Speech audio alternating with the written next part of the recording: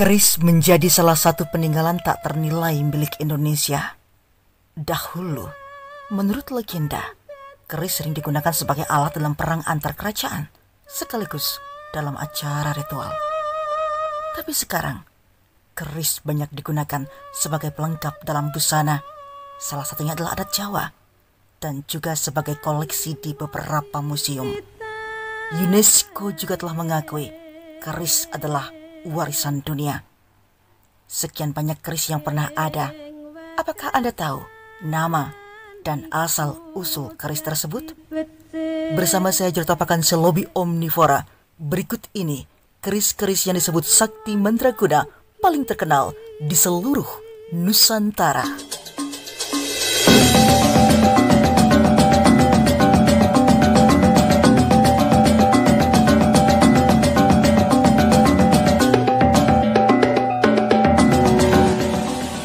Jikuyo sangetweti iyoto sang rajah kala cakra. Hong ilahing sun humadep sun humarep nir yuang kala mercukatu. 1. Keris Empu Gandring. Keris Empu Gandring adalah senjata pusaka yang terkenal dalam riwayat berdirinya kerajaan Singosari di daerah Malang, Jawa Timur sekarang. Keris ini terkenal karena kutukannya yang memakan korban dari kalangan elit Singasari, termasuk pendiri dan pemakainya, Ken Arok. Keris Empu Gandring itu dibuat oleh seorang pandai besi yang dikenal sangat sakti bernama Empu Gandring atas pesanan Ken Arok, salah seorang tokoh penyamun yang menurut Brahmana bernama Logawe adalah titisan Wisnu. Ken Arok memesan keris ini kepada Empu Gandring dengan waktu 1 malam saja, yang merupakan pekerjaan hampir mustahil dilakukan oleh para empu, gelar bagi seorang pandai logam yang sangat sakti pada masa itu. Namun anehnya, Empu Gandring menyanggupi keris tersebut. Dengan kekuatan gaib yang dimilikinya, ia membuat keris itu. Bahkan kekuatan tadi ditransfer, dikirim ke dalam keris buatannya untuk menambah kemampuan dan kesaktian keris itu. Akhirnya, Empu Gandring selesai membuat keris dengan bentuk dan wujud yang sempurna, bahkan digadang-gadang memiliki kemampuan supranatural yang konon melebihi keris pusaka pada masa itu. Kemudian Ken Arok menguji keris tersebut dengan ditusukkannya pada Empu Gandring yang konon menurutnya tidak menepati janji. Sebab sarung keris itu belum selesai.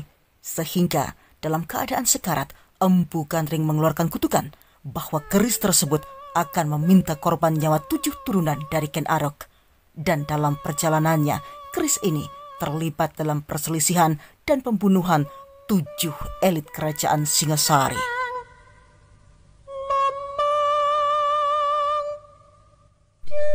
2. Keris Pusaka Naga Sasra Sabu Inten. Keris Pusaka Naga Sasra dan Sabu Inten adalah 2 benda pusaka peninggalan Raja Majapahit.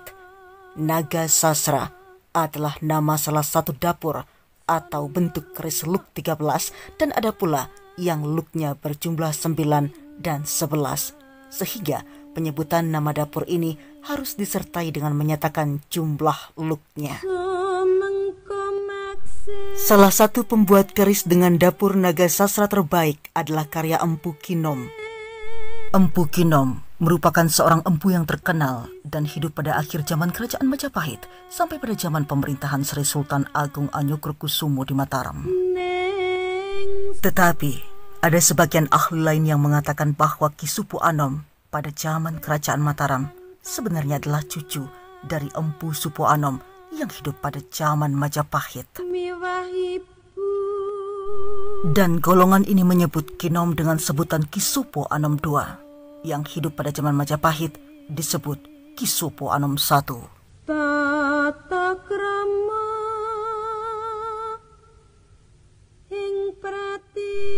3. Keris Kiai Setan Kober. Keris Kiai Setan Kober adalah nama keris milik Adipati Jipang Arya Penangsang. Keris ini dikenakan pada waktu ia perang tanding melawan Sutawijaya Tetapi tidak diketahui sesungguhnya dapur atau bentuknya seperti apa. Keris pusaka setan Kober dibuat oleh Empu Supo Manderangi, putra seorang empu di Tuban, Jawa Timur. Supo Manderangi kemudian memeluk agama Islam dengan menjadi murid Sunan Ampel dan tetap membawa kemampuannya membuat keris. Keris pusaka setan Kober sangat ampuh, tetapi membawa hawa atau berbawa panas, sehingga yang membawa keris tersebut akan mudah marah. Sifat pemarah Arya Penangsang pun sebenarnya terbawa oleh hawa berbawa pusakanya itu. Sampai sekarang, keberadaan keris ini tak diketahui, seperti halnya keris Empu Gandring yang misterius.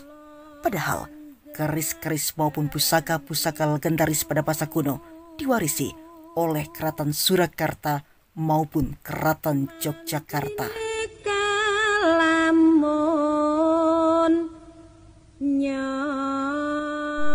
4. Keris condong campur.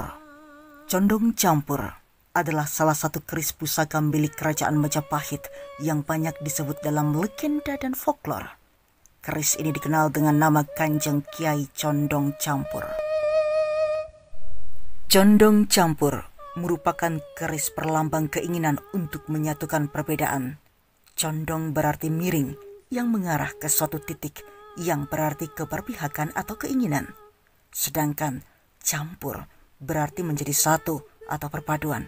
Dengan demikian, condong campur adalah keinginan untuk menyatukan suatu keadaan tertentu.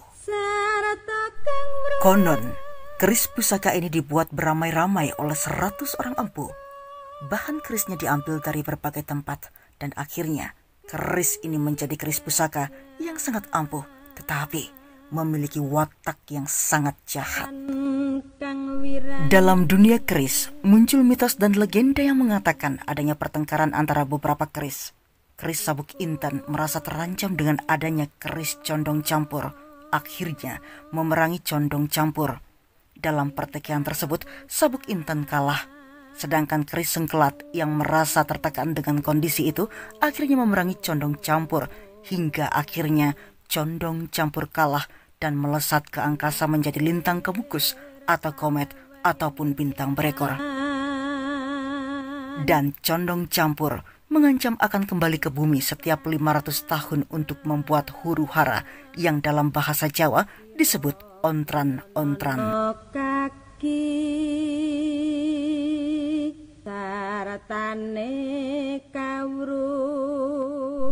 5.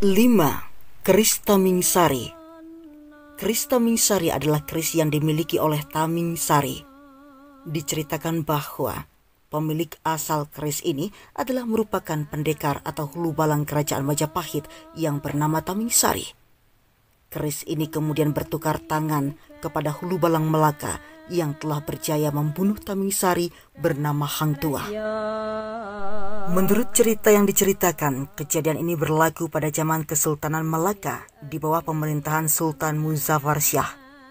Sultan tersebut hendak menikahi anak perempuan Raja Majapahit. Angkatan Malaka pun berkunjung ke Majapahit bersama-sama dengan para pembesar dan hulu balang Malaka yang terdiri dari Hang Tuah, Hang Jebat, Hang Lekyu, Hang Kesturi, dan Hang Lekir. Ketika diadakan sambutan kepada sultan tersebut, berbagai persembahan disembahkan dan akhir sekali Tamingsari meminta kebenaran kepada Raja Majapahit untuk menantang hulu balang Malaka bermain keris. Tantangan tersebut diterima oleh Hang Tuah dan berlakulah babak permainan bertikam keris. Kedua pendekar sama-sama hebat dan sama-sama gagah. Namun pada suatu babak, Hang Tuah mampu menikam Tamingsari lalu mati. Keris Tamingsari pun dihadiahkan kepada Hang Tuah oleh Raja Majapahit. Sayang, keris Tamingsari ini nampaknya juga tak ingin bersama dengan Hang Tuah. Dan pada suatu ketika, hukuman bunuh mati pun diberlakukan untuk Hang Tuah akibat diduga membunuh Hang Jebat dengan menggunakan keris Tamingsari ini.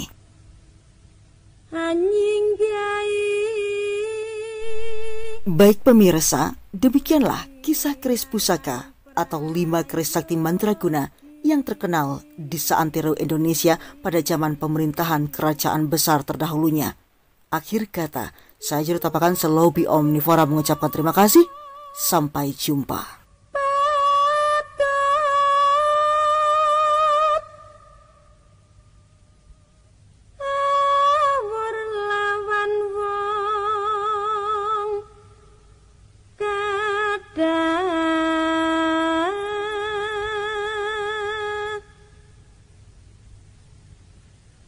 Wong tek sura